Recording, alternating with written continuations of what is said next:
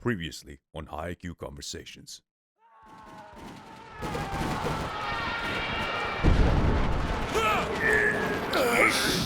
Johnson, what the fuck are you shooting at? Turn around! Systemic racism. I was biking around Lake Austin the other day, and there was a white girl about 15 meters ahead of me. And as I'm on my bike, I say to her, "On your left," because I want to notify her I'm coming so that she can change her course of action. I get 10 meters away and I increase my voice, "On your left," because she had yet to move. I get 5 meters away and she's still there, and I say, "On your left," because I realize if she doesn't change her course of action, there will be a collision. And as I approach her, I yell, "On your left," and we collide. My goal was never to hit her. Bullshit. Now you just confessed to assault with intent. It was her fault, so you wanted to teach her a lesson. For years, black people have tried peacefully protesting, going back to 1965 and before with the Selma March. At times, history and fate meet at a single time, in a single place. So it was last week in Selma, Alabama.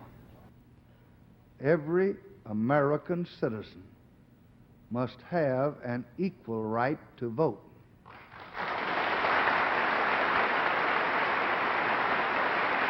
And that didn't work.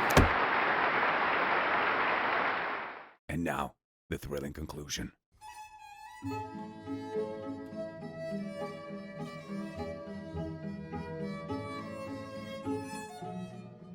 Welcome, one and all, to High IQ Conversations. Tonight's participants, footballer Emmanuel Acho and film actor Matthew McConaughey. Welcome to another episode of Uncomfortable Conversations with the Black Man. Oh, that's why they call it that. I've got an uncomfortable observation about this black man. He went from Mocha to Molasses. let's see if getting darker made us any smarter. I'm privileged to be joined by Academy Award winner, but more importantly, father of three. If Acho truly understood the implications of what he just said, then we wouldn't be having this debate. So I'll take this as just a throwaway platitude.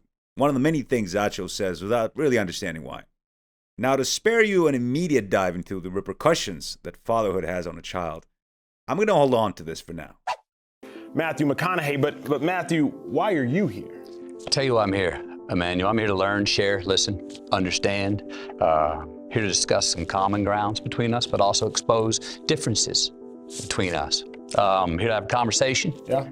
Hopefully promote more conversations, and with the end goal being that we take the time we're in now and constructively turn a page in history through some righteous and justifiable change. That is commendable, Matthew.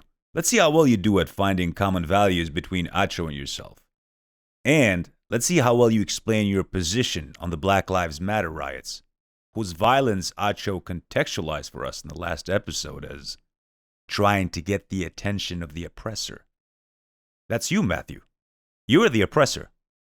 Like your last episode of Uncomfortable Conversations with the Black Man, I watched that, and it gave me new context. It gave me some new insight. It made me think of the why, not the how, which I think is a lot of what you're unpacking, and hopefully we can unpack today with the why, individually. And I was telling you, I'm big on values, and I feel them deteriorating across the board.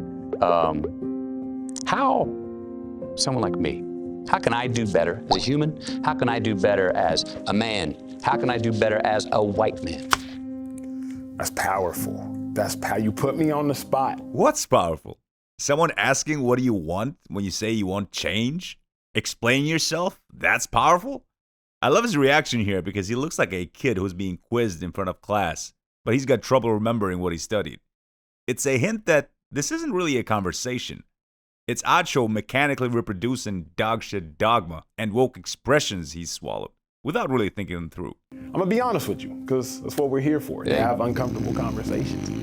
You have to acknowledge that there's a problem. Yes. So that you can take more ownership for the problem. Those are some bold demands. I can only guess that Acho has ironclad arguments. Make your case, Acho. The first step to acknowledging it is sitting in this chair right here across from a black man and being like, okay, I may not be talking about you, Emmanuel Acho, but I may be talking about people who look like you. I think Acho doesn't realize what he's saying half the time. Okay, Acho, but if you start by saying that we're not talking about you or upstanding black members of society, meaning we're not talking about all black people, then you're unintentionally acknowledging that you're not being judged by your race, but based on how you present yourself to the world, your apparent worth, the way you think. I was been paying attention, sir. I'm sorry. I was been paying attention, sir. I was. Been paying attention, sir. The way you speak and act, your behavior. In other words, you're being judged based on your culture, not your race. What do you see in this photo? If these fellas go through such trouble, if they take such pains to advertise their lack of culture by walking around with their pants around their ankles, then why? Why would I not listen to them? Why would I disrespect all their discomfort and pride in appearing as society's laughingstock and make excuses for them, turning them into something they have no interest in being? Let's run a little bias test here, why don't we? Let's just tweak some of the melanin in our subjects and see if that has any effect on our perception. Who knows? Maybe it is all about their race. Whoa, what happened to the hoodlums? And how'd these boys from NASA get here? The first step to acknowledging it is sitting in this chair right here across from a black man and being like, okay, I may not be talking about you, Emmanuel Acho, but I may be talking about people who look like you. Acho, these boys look nothing like you. So ask yourself, is it okay to criticize them now? Individually, you have to acknowledge implicit bias. You have to acknowledge that you'll see a black man and for whatever reason, you will view them more of a threat than you will a white man. Probably because society told you to. Oh, society told us so. Now, according to Acho, American society is, of course, racist. So the implication is, this is a racist lie. All right. So Acho's argument is that if you see a black man as more of a threat than a white man, it's only because you have been lied to by a racist society. I'm sure Acho has done his homework before speaking in front of millions. But let's look into his claim to quantify just how right he is. What does perceiving someone as more of a threat than others mean? It means they're more likely to be violent than others, right? Well, acts of violence are a crime, and lucky for us, we still keep track of crimes in this country. So let's take a look at violent incidents in America. What am I looking at here? These are violent incidents by sex. All right, now this is interesting. One sex seems to be committing way more crimes than another. I wonder how the leftist dogma of victimhood would explain this kind of man's world where man apparently gets disproportionately shafted. Now that we established that one gender is more likely to commit violence than another, let's take a look at violence by race.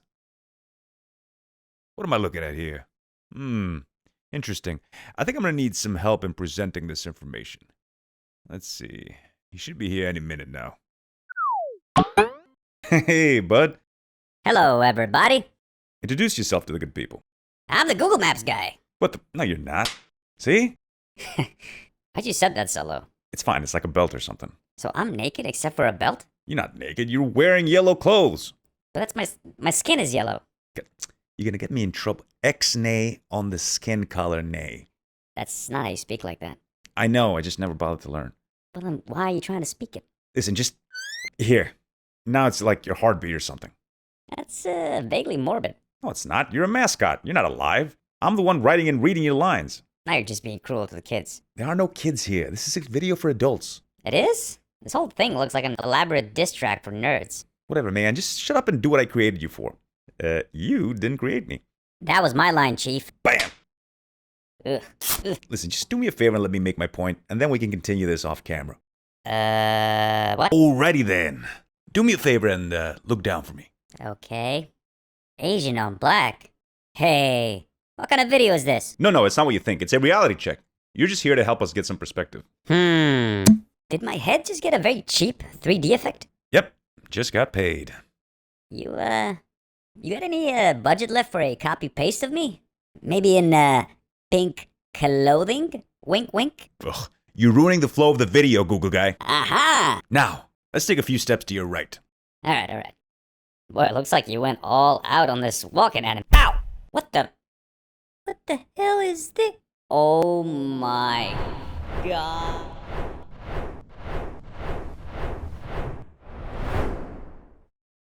What the hell is this? Is this true? I'm afraid so, but Is anything being done to fix this problem? oh yeah, they've been hammering away at it, especially these past 6 years or so. Oh, thank God. So what was the solution? Oh, we decided to blame these people. Ah, yes. Taking responsibility for your actions is wait, what? You have to acknowledge that if there are two people with equal resumes, studies show. I hope by now you realize you can't take anything that Acho says seriously. But in this case, somebody else of supposed academic merit has done the work for him. All he has to do is repeat their words.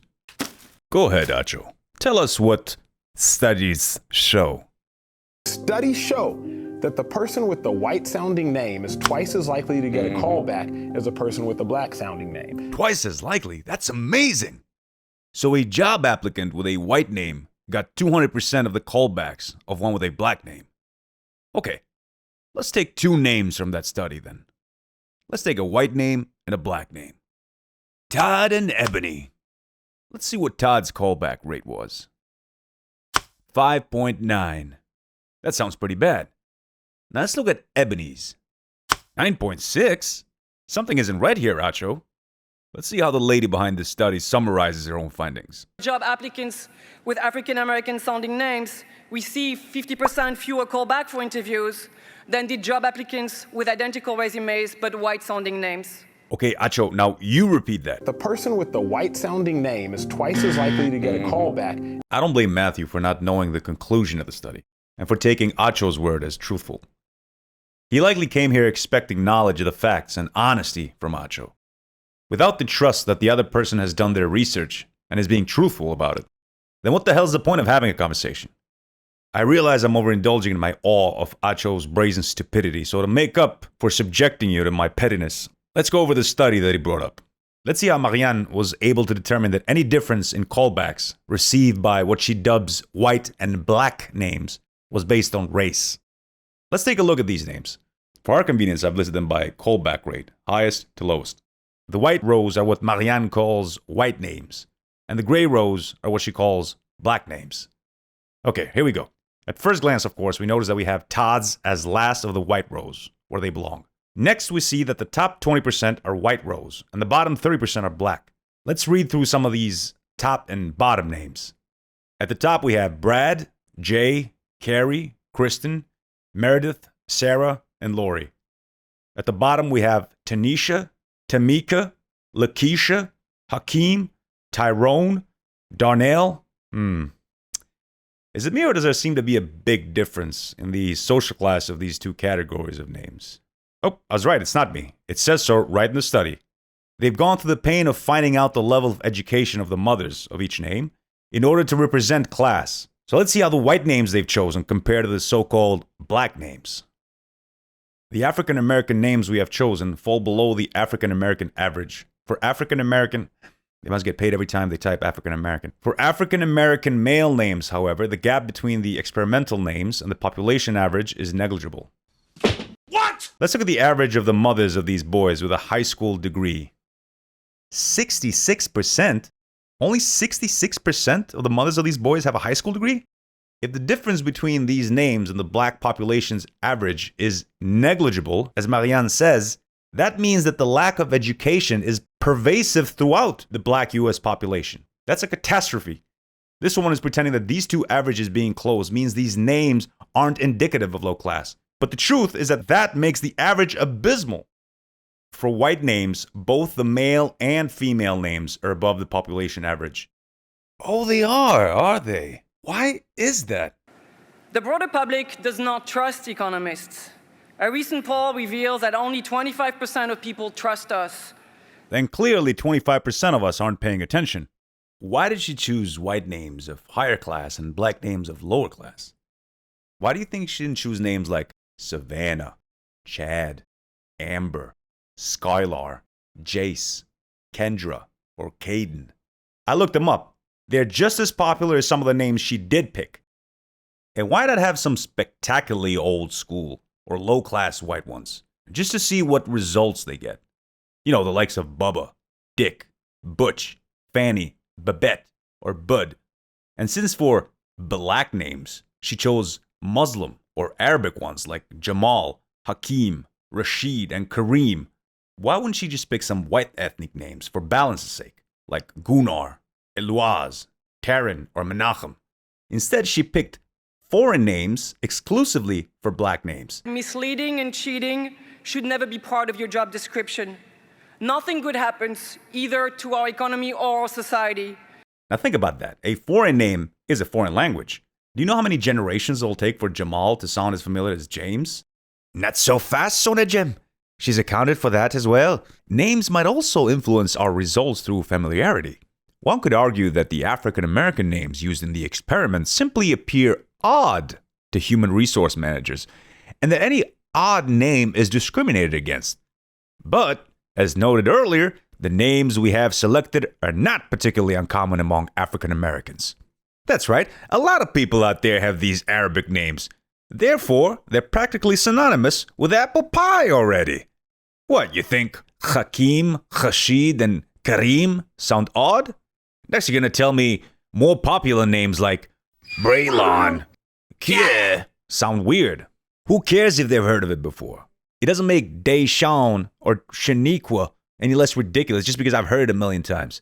If I've got to go through 500 resumes, then you bet your ass I'm going to be looking for the most obvious reason to throw away yours, be it your choice of font, paper, or your goofy ass name. Muslim black names in America started in the 1960s as a result of subversive Islamist and black supremacist groups like the Nation of Islam, an organization that, among other claims to fame, was responsible for assassinating eyewear aficionado Malik El-Shazam. So why? Why did Marianne pick names associated with ignorance and anti-American values? White folks are going down, and Satan is going down. And Farrakhan, by God's grace, has pulled the cover off of that satanic Jew. I know why, and I think you do too. She wanted the biggest social class gap and the biggest gap in results. So she went and picked the most all-American names and higher class names that even I'm jealous of. And I identify as an Asian man doing work days to get a bigger paycheck. And she sets these names against some of the most iconically ghetto names. Javaris Jamar, Javaris and Lamar, University of Middle Tennessee. Ty Royal, Smoochie Wallace, University of Miami. Desquarius Green Jr., University of Notre Dame. Ibrahim Moizus, University of Tennessee at Chattanooga. So we have these people signaling to us that they resent America and reject its culture to the point of naming their progeny Jamal and Rashid. So why would you blame other Americans, be they black or white, for receiving that message? Marianne knows you can't mind the gaps unless you compare apples to oranges. If you needed further proof that this woman is more of a social justice chucklehead than an economist, this is how she opens her paper. Every measure of economic success reveals significant racial inequality in the U.S. labor market. You heard it here first, folks. It's not about culture. It's all about race. America's just a racist country. We don't like nobody but white people over here. This little frogette has abandoned her country and come to the racist United States of America to teach us how it's done. But I don't think she's minding the gaps. Or as Thomas Sowell would say, the data that they use leave out immigrants. Immigrants come here with little more than the clothes on their back. And by the next generation, their kids are excelling in school, going off to leading colleges and into professions.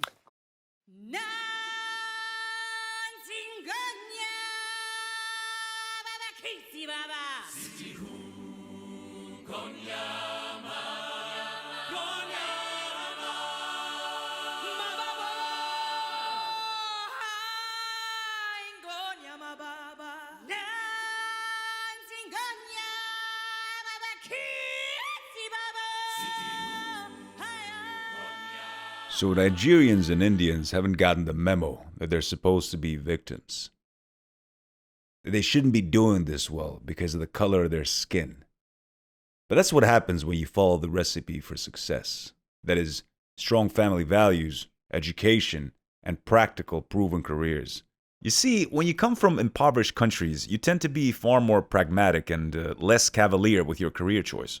You don't place much stock in achieving intellectual, emotional, or spiritual fulfillment, seeing how you're struggling to keep your belly and your wallet fulfilled.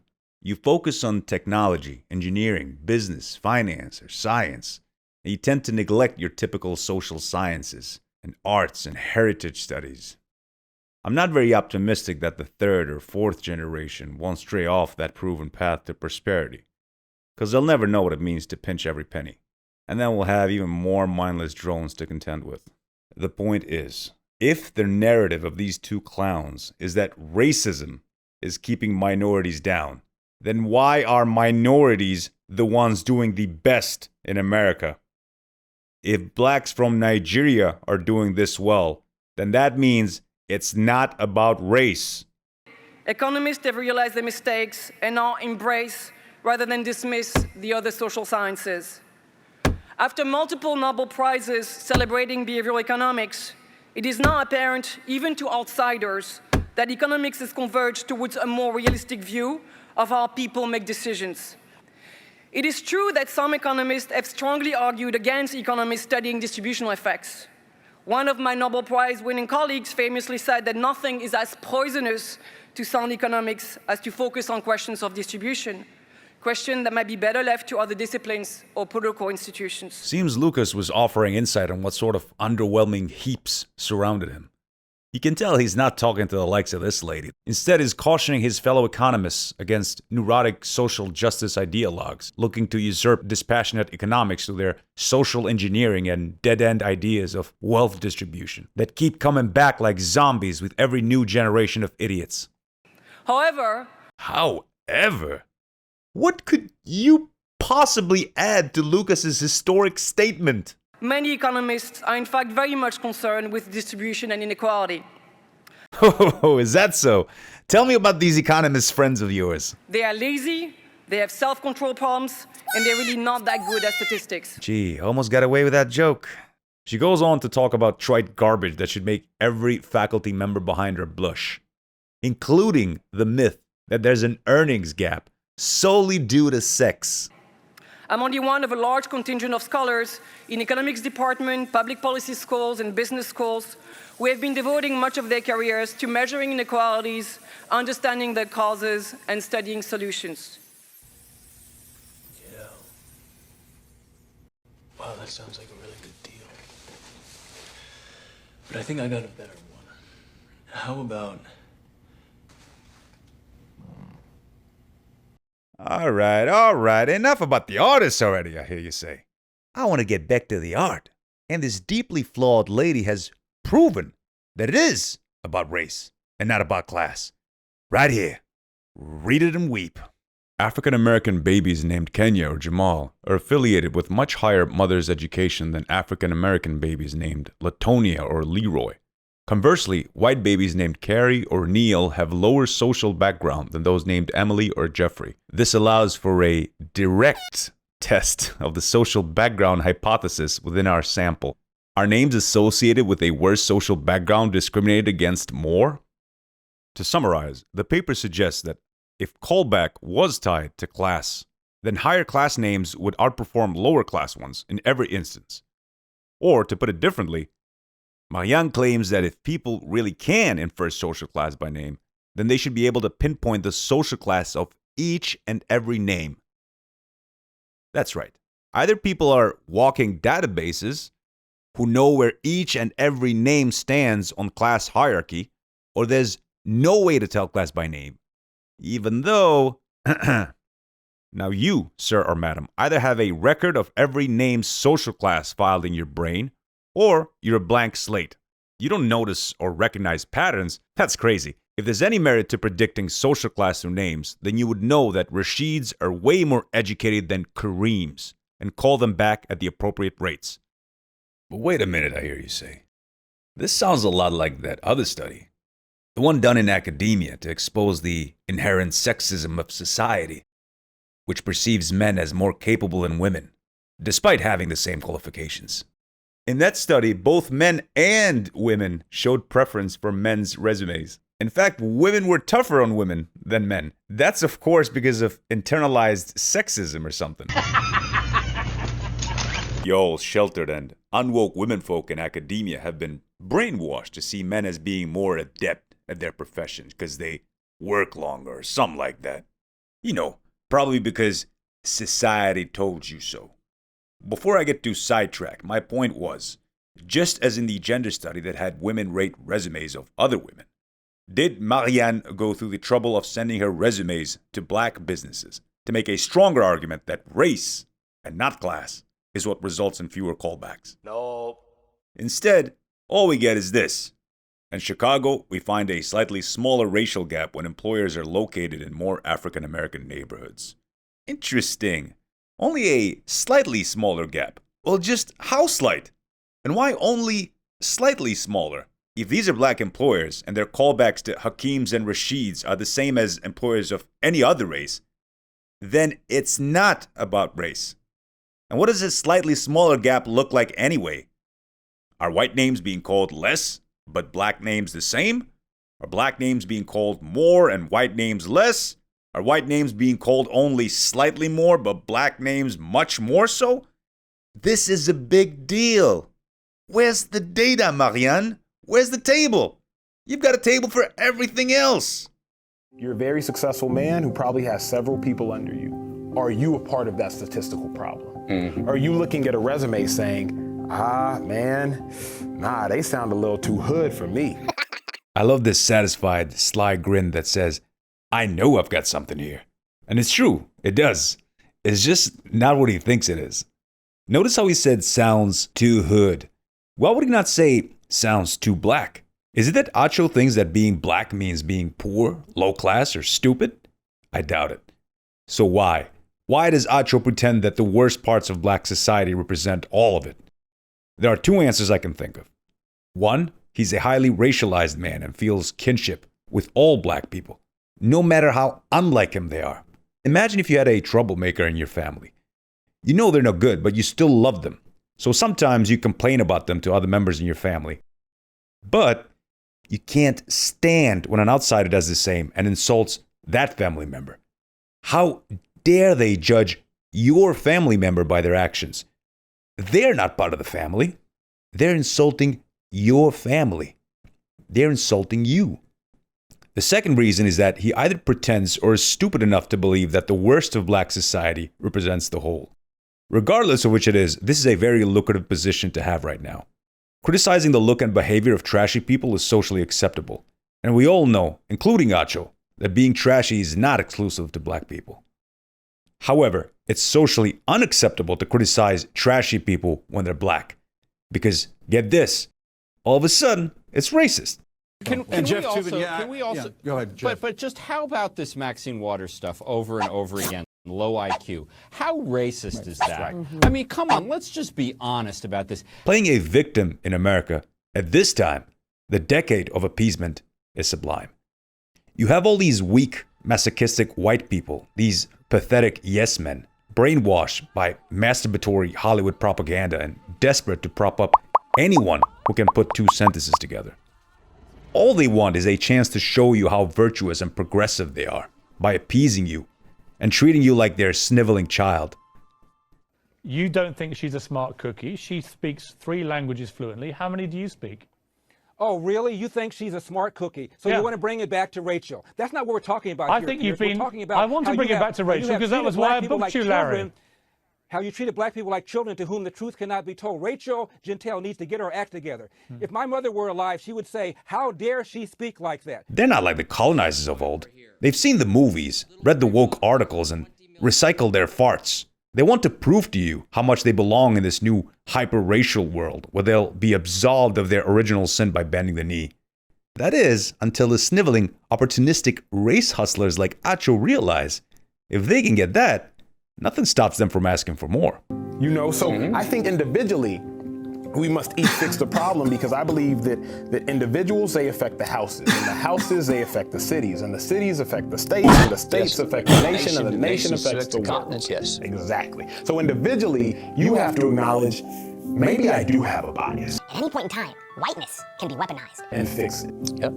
This is why I dislike passive listeners like Matthew. They don't engage what they hear, and they don't expose flaws in reasoning in others, so that only the best arguments remain. Instead, they sit idly by and wait patiently for the speaker to shut up so they can start another topic.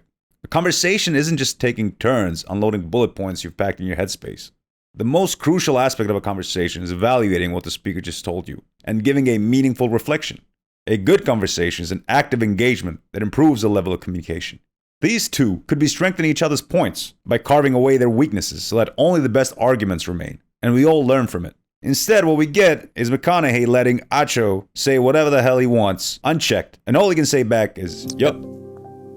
Is Black Lives Matter a banner for now? Yes. But is it a banner that is a bridge, do you think, to take us to, when we see Black Lives Matter and we understand that and it's all agreed on, then we can wave the flag of all lives matter, but not until. See, this is what makes me think Matthew isn't as woke as one would think of a Hollywood bobblehead, because he's asking a good question here. Do you think the rhetoric and actions of Black Lives Matter are conducive to racial harmony? Or is Black Lives Matter a tantrum of racial idiots and a convenient, roomy vehicle for Marxists, rioters, looters, and anarchists? It's not a bad question at all. Unfortunately, it's asked atrociously. Do you think Acho will be able to read between the lines of this question? Which stated simply is Black Lives Matter a bridge to better racial relations? Hell no. He latches onto Matthew's mutterings, or what you might call word debris, and thinks that's the question. Do we say all lives matter now, or do we save that for later? I think it's not until. That's not the question, Professor. Absolutely fascinating. These two monkeys are attempting human speech. For example, right now we are facing the world's greatest pandemic since the Spanish flu. We all know that. Coronavirus, COVID-19. Right now we're focused on finding a remedy for that illness. We're focused on finding a remedy for that strain of the flu. That's not to say that cancer doesn't matter. It's not to say that HIV doesn't matter. It's not to say that ALS doesn't matter. All those things still matter, but right now, the coronavirus is killing people. The coronavirus is killing people. And so in the same token, Matthew, that's what I propose. Shh, quiet everybody. Acho's about to make his proposal. Okay, Acho, go ahead. Is it once we get these Black lives that are being ended unjustly handled by the grace of God, if we can get those handled through conversations like these, and I hope that y'all at home are having, then we can be at a point to focus on everything else. The issue I have with that is that, as I've shown you, these uncomfortable conversations are mistaking the symptoms of a broken subset of society for the problems generating these symptoms. And they're misinterpreting and reframing a myriad of these symptoms. Let me ask you a related question. When you're driving by a neighborhood and see soda cans, plastic bags, food, and broken glass everywhere, what pops into your head? Do you think it's because the garbage trucks just don't go through often enough? Or do you think it's the people in their neighborhood who throw their trash anywhere they please due to a lack of culture or sense of respect, pride, belonging, or responsibility to their community? These conversations create a warped sense of reality, which in turn ensures we get further and further away from identifying and managing these serious issues. And on top of all of that, they're of course being spearheaded by inadequate people like Acho. He's a typical athlete, spoiled, pampered, not very well researched. Who don't have the knowledge and goodwill to contribute to meaningful conversations. Athletes are leading a cultural movement, allegedly. Are they qualified? Do they know what they're doing? Are they mature enough to lead people to something better, something that creates positive change? Or are these guys just spoiled, immature, overgrown children who have lived in a protected space where they haven't had to evolve intellectually? Just look at this video. How many times has Acho gotten things wrong, showed utter ignorance to facts, and made opposing points to what he thought he was making? Heard. Equality. The definition of equality. What equality is and what is equality not. Man, he said that so well that I wish I had thought of it first. It's been an American issue forever, and we continue to work and grow and evolve and debate what the definition of equality should be. Is there unilateral equality? There's diverse equality. It's a topic that I don't know that we can answer right now, but I'd love to hear your opinion on it. The reason this is an astute observation is because for too many of us, our understanding of equality is lacking. Partly because the language surrounding it is inadequate. Now, what do I mean by that? I mean equality and inequality are now used insidiously to describe the result of perfectly natural and desirable traits like ingenuity, talent, etc. Let's take the case of Danny Dubelstein and Johnny Pebbles. Both Danny and Johnny are submitting proposals on Monday morning. Danny Dubelstein spent all weekend standing in front of a green screen and working on his iPad. Johnny Pebbles, on the other hand, started drinking at 8 a.m. at his diverse pool party that would last all weekend. Now, come Monday, these gentlemen had two very different submissions, or as Acho and his friends would say, they had two very unequal results. Now, I say Johnny is proven unreliable and lacking vision and self-control. Therefore, fire his ass. But wait. What would my mom, what would your mom, what would everybody's mom say about that? They'd say, of course, Johnny made those bad decisions because he had a really hard week at work, or he's an alcoholic, or he was bullied for his ponytail. You know, Johnny's a victim. In short, Johnny Pebbles is expected to make bad decisions because bad things happen to him. We don't expect adults to rise above trials and tribulations. No, they beat you down and make you lose all ability to tell right from wrong. Work to secure your future, or drinking with your friends? Our moms think people like Johnny just don't know any better. The only thing we should count on Johnny Pebbles to do is consistently make bad decisions. But at the end of the day, the Johnny Pebbles of the world are what makes us great. We must protect them, cherish them, write laws and build entire money-sucking institutions and industries to prop them up to unearned positions. Because we need ponytailed Eastern Europeans to picture themselves in positions of power. Or to quote Martin Luther King, I have a dream that my 4 little children will one day live in a nation where they will not be judged by the content of their character, but by the color of their skin. Hold up. Moms, thank you for teaching us so much. We love you.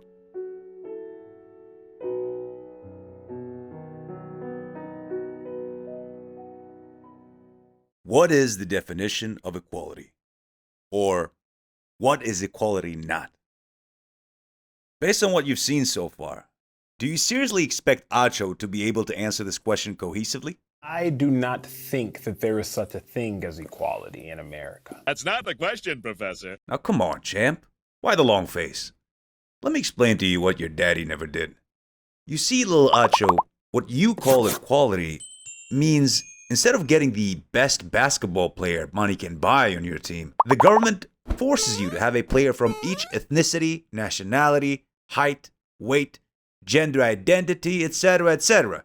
People who want equal results don't care about how talented or skilled athletes are. Because if they did, then there would be no debate. We already have a meritocracy, a system where the best and brightest get rewarded. The best players make the team, and they're paid the most. What's that, Ocho? You want to play for the Portland Rainbows? Sure, you're a much better player than anyone on our roster, but we already have a black guy. If only you were a Burmese American. Sorry, you're just not the right skin color for the job. Before we leave behind our talk of equality, I want to show you one more reason why Acho wants to enforce equality of results, regardless of merit. This one is more personal to Acho. When I came here in the 5th grade, I was instantly placed in 4th grade math. I'm not exactly sure how that works. I just know it was embarrassing. It's not only awkward, but it's just very odd.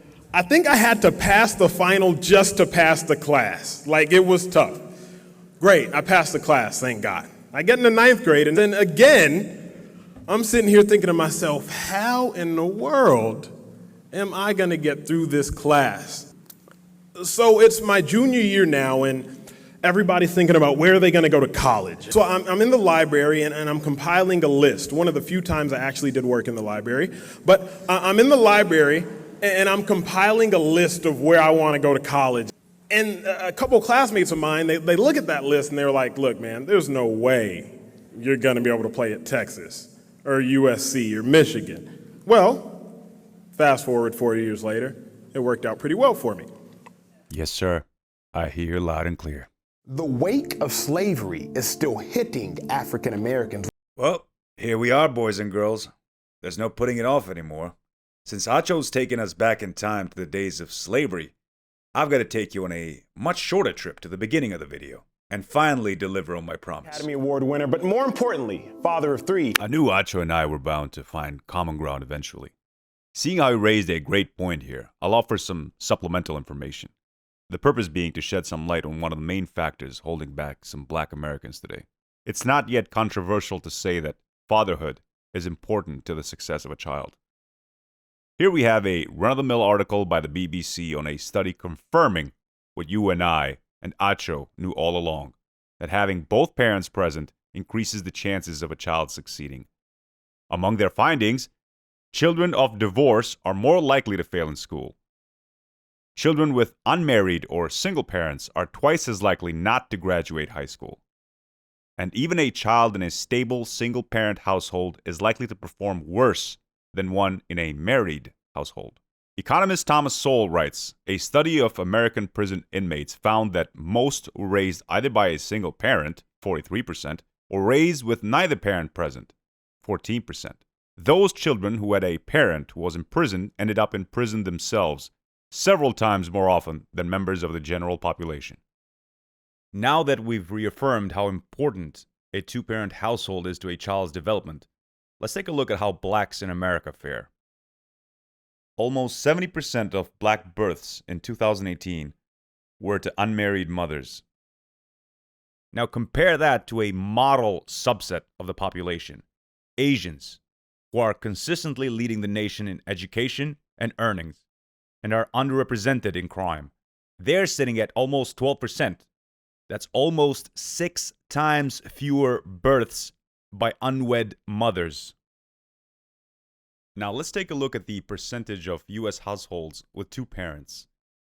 I was unable to find data on this before the 1970s from the Census Bureau, so I filled in the gaps with data from the Moynihan Report. The good news is that Moynihan also got his data from the Census Bureau back in the 60s. First, let's take a look at Hispanics. I'm not listening to you. You're crazy. From the 1980s to the present, Hispanics went from 74% of households with two parents to 67%. That's a 7% drop in 40 years.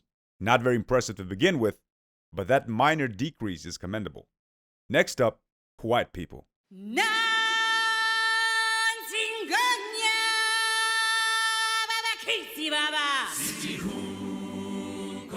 Starting off strong in 1949 at 88% of households with both parents, they dropped to 75% in 2019. Last and certainly statistically least, we have black folks. Pump your brakes, kid. Now, to the best of my knowledge, the data from 1949 to 1962 doesn't specifically represent black people. Native Americans and other non-whites were included. But it's the best data we have. So here we go. Black forks and white spoons. Black folks start off with a decent 77%. And then, look at this. A devastating drop from 72% in 1962 to 64% in 1970. And then to 48% in 1980. Shouldn't these numbers get better the further away we get from slavery and state-sanctioned racism? After all, that's how all of human history works, isn't it? The further you are from a great calamity like war, famine, a plague, revolution, etc., the better things get. So if slavery is the problem, why is the black family getting weaker the further away they are from slavery? And the more tenuous their link to that history becomes. After all, that's what humanity is known for, right? Overcoming adversity? Rising above, right? Well, if the adversity in this case is the legacy of slavery, why is the black family getting weaker the further they are from it? How could there be a stronger black family unit before the civil rights era of the 1960s, when they faced more external adversity, as there was legislation explicitly written to exclude them from employment and treat them as second-class citizens, whereas now the only race laws in the books are affirmative action ones that favor them?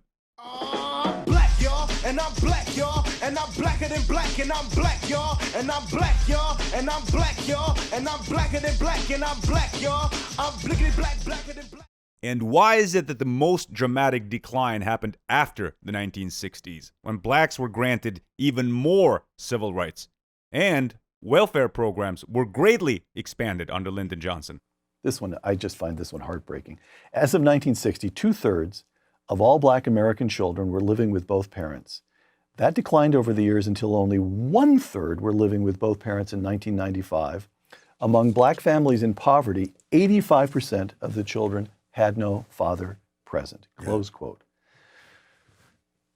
So it's not the legacy of slavery that destroys the African-American family. It's the legacy of the welfare state. And by the way, we see illegitimacy rates rising among everybody. Yeah, and in other countries. And you know, the very same thing in England. And what's the mechanism? Why does the welfare state dissolve the family structure?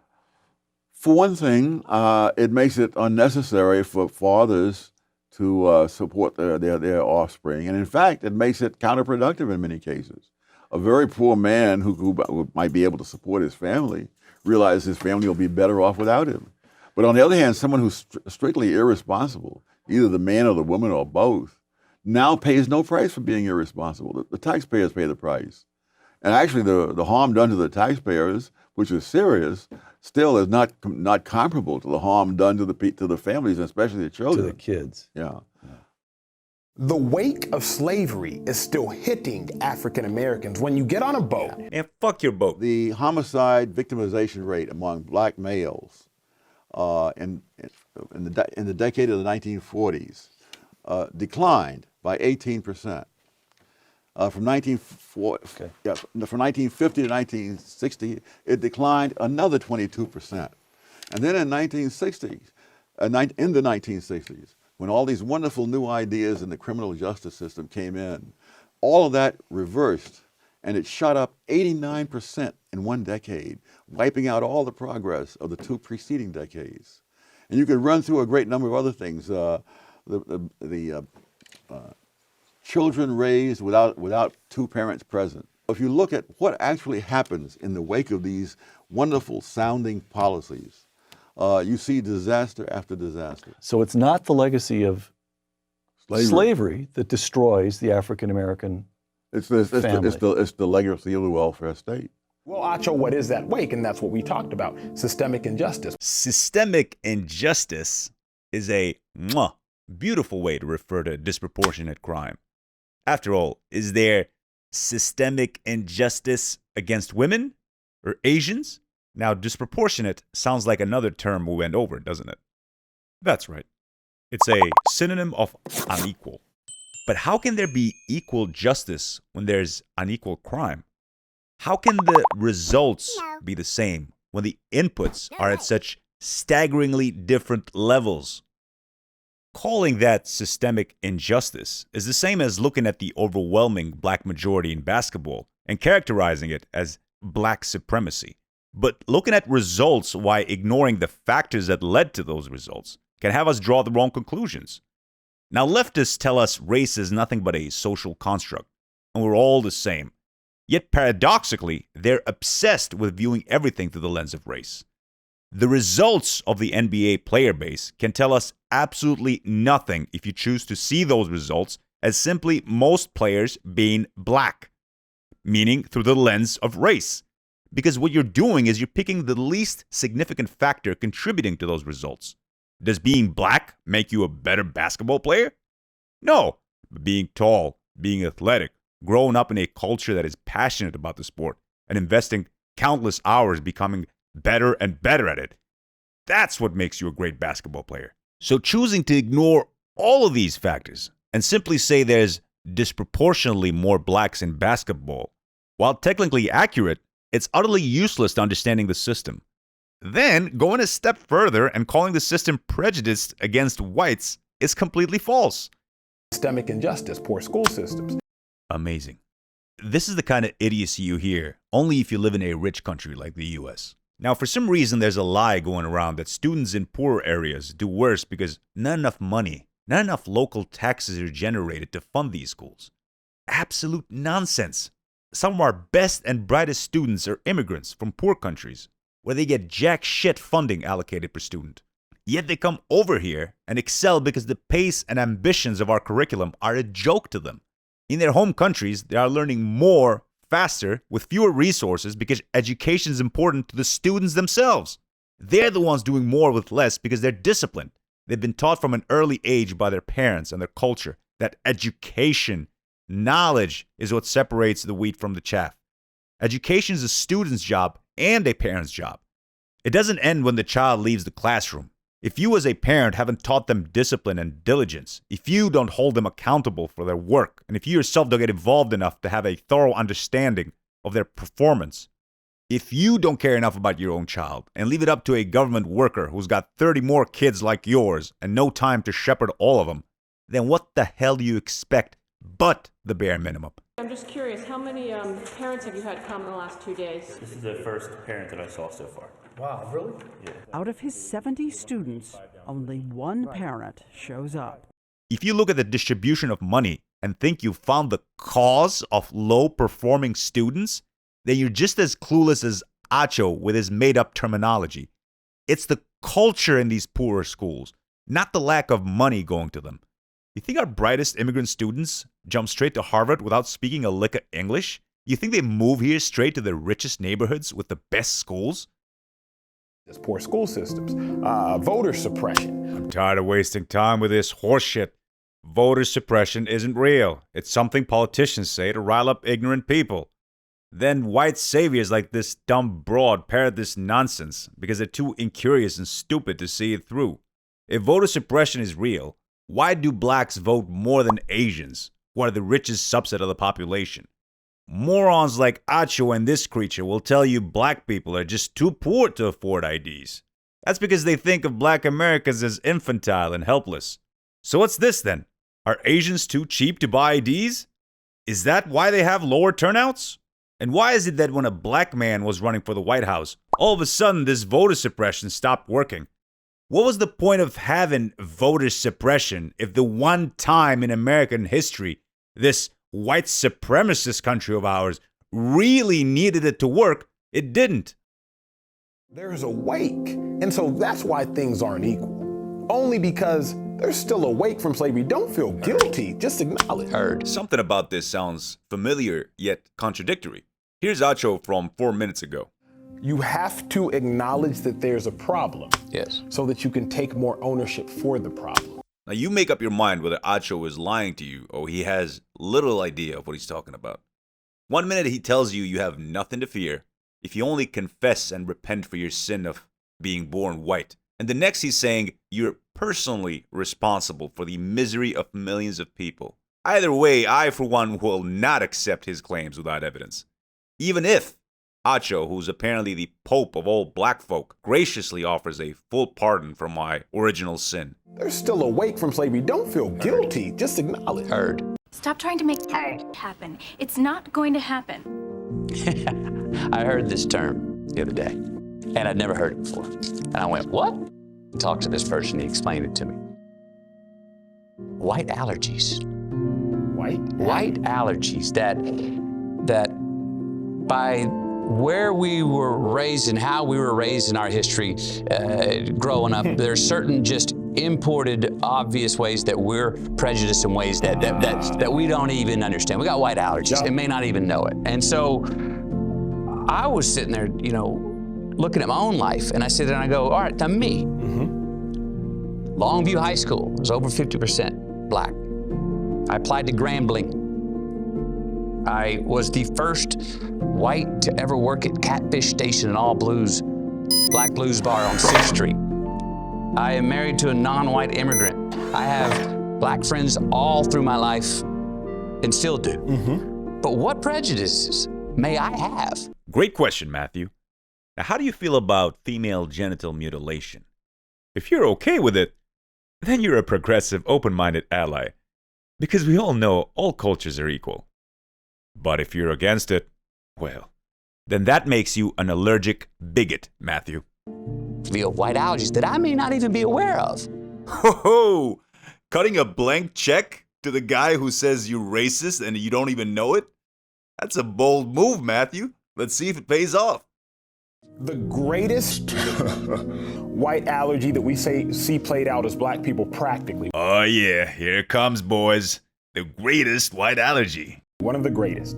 Backhanded compliments. Let me tell you what I mean. I went to an affluent high school. Good for you, Acho. Incidentally, I went to a poor high school. In Dallas, Texas, St. Mark's. And when I was a kid, they would all say, Acho, you don't even talk like you're black. Wow. Turns out the greatest white allergy comes from kids. Of course. I don't know what the hell I expected from Acho. Take it easy, prima donna. First of all, you're talking about children. How pathetic is this cause that Acho was going to kids to illustrate it? Kids! Messy bundles of ignorance and stupidity. You know what happens if you don't hold your kids by the hand? They wander off and they die.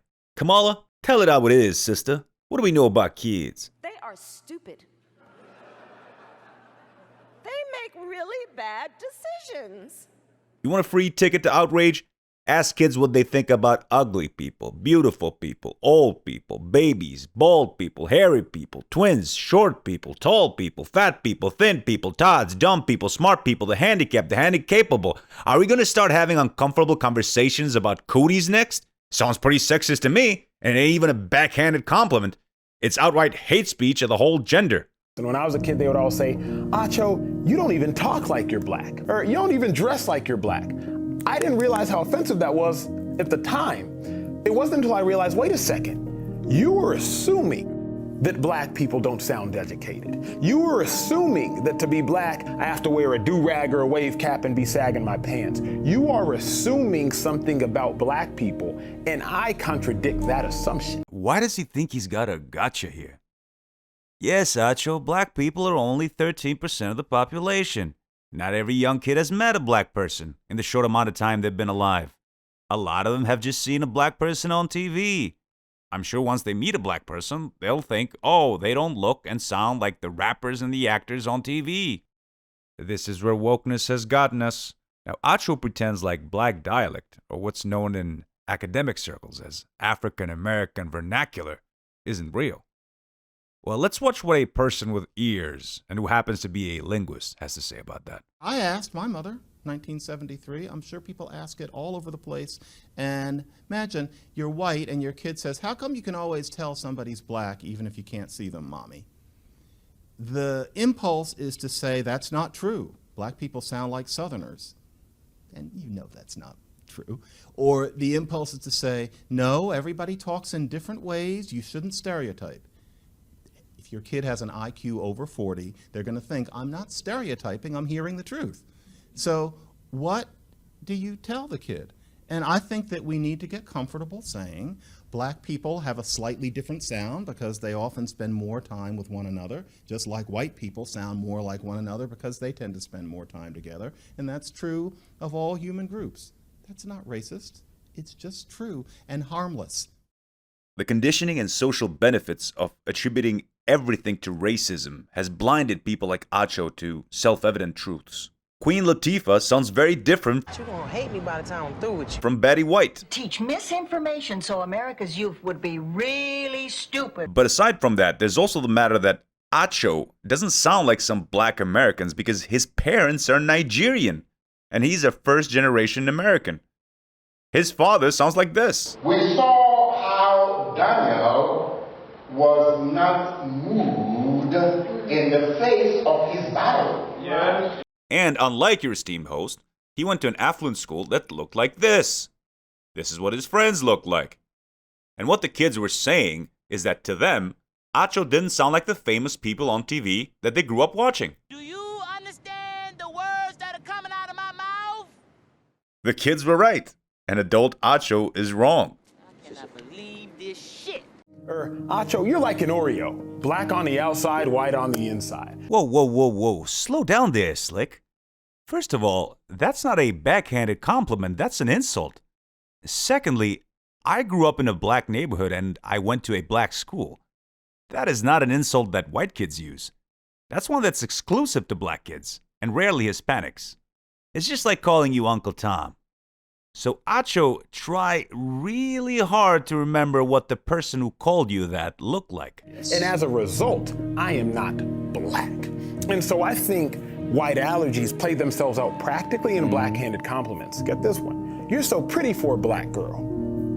So that's to imply that being black, I shouldn't be pretty. It's the for the black girl. Yes. For a black man part that becomes the allergy you don't see. Wait, you just gave me the backhanded indirect compliment. It was good with you're so pretty or you sound so smart.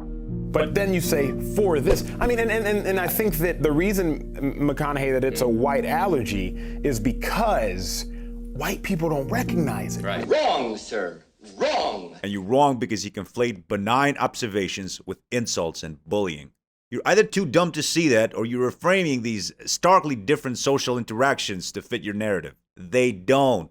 Now, Matthew, as a 51-year-old man, what do you think? What do you have to say on all that you just heard? Heard. Great job, buddy. Thanks for showing up. Some people have the white flu. All right? Like, listen to this quote.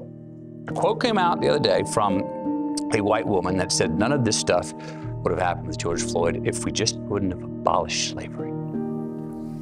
What? Yeah. What?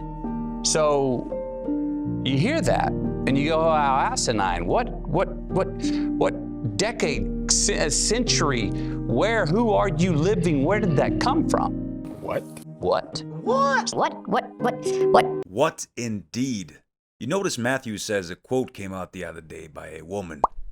You bet your ass I couldn't find anything about this. So what we have here is likely an anonymous comment made by some nutjob on social media. But what Matthew's trying to sell us is that this woman represents millions of evil white Americans who still believe in slavery, and righteous Matthew, by contrast, is in disbelief at this epidemic. Let me break it to you, dum-dum. You're not breaking the mold by declaring slavery is evil. Being against slavery isn't a fresh, progressive take. It's the status quo. And don't think even someone as thick as Acho can't smell this for the pathetic pandering that it is. This is the olive branch you offer? This is what you stoop to ingratiate yourself to this other dumbass? Building up some anonymous Yahoo to make yourself look good? It's gonna take this, and it's gonna take those watching this to imitate this. With open hearts, ready to listen, ready to learn, and ready to do. You know, I don't begrudge Matthew for showing up here. He likely thinks he can milquetoast and sashay his way into some common ground through an open heart and good intentions. What he utterly fails to understand is that this other fellow isn't there for that. Against all facts and evidence, he's here for absolutely nothing else but to bulldoze over Matthew with half-truths, newspeak, and untruths. Nearly everything Acho spouts is wrong and poisonous. Acho needs to get out of his own head. There's nothing there but false entitlement, hatred, lies, and malignant jealousy. You can tell I have no desire to convert incurious, lazy, and malicious people like Acho. I'm only doing this hoping to reach somebody who's on the fence. People who raise an eyebrow at the things they hear coming from him and those like him, but may not know exactly why. People who recognize that race hustles like Acho and friends spout their corrosive lies largely unchecked, and just how harmful these lies have been and will continue to be to innocent black children who are taught to believe at a young age that they live in a world that's out to get them, that the most open and welcome of societies on our planet is set against them because of their color. You decide whether these lies are wanton cruelty for the sake of self-interest or pure stupidity. Opening your hearts up to the hope that America would put down its racism for a black man, I think that hurt too much. Barriers have come tumbling down. The new doors of opportunity have swung open. And laws and hearts and minds have been changed to the point where someone who looks just like you can somehow come to serve as president of these United States of America. A great many black people are vastly exaggerating the extent to which racism touches their lives. Black people today are taught to pretend that that's the case out of a sense of allegiance with our race, out of a sense that white people need to be taught a lesson. Are you trying to say that this country does not specialize in racism and bigotry? I am saying that racism exists. I am saying Exists? that the United States of America. The typical black family in this country has 1/10 the wealth of the typical white family. Black women die in childbirth at 4 times the rate of white women. And there is, of course, the shame of this land of the free, boasting the largest prison population on the planet, of which the descendants of the enslaved make up the largest share. We haven't talked about race. This was a white lash. This was a white lash against a changing country. It was a white lash against a black president. This is vindication for a lot of people who have really suffered. These bitches gonna see the fight today. I don't give a fuck. Fuck that. They gonna have to kill me. Hey, Cody. They tell you get out this car or take your seatbelt off. You do not get out this car. Do you understand? You better fight they asses. Fight them. Do you hear me? Why would a police officer assume that you did something bad? Maybe because of my skin color.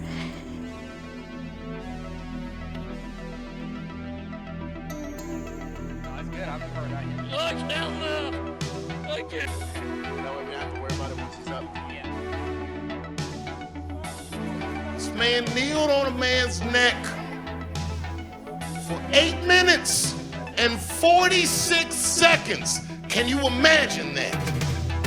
Aren't we all first and foremost Americans? I'm black first.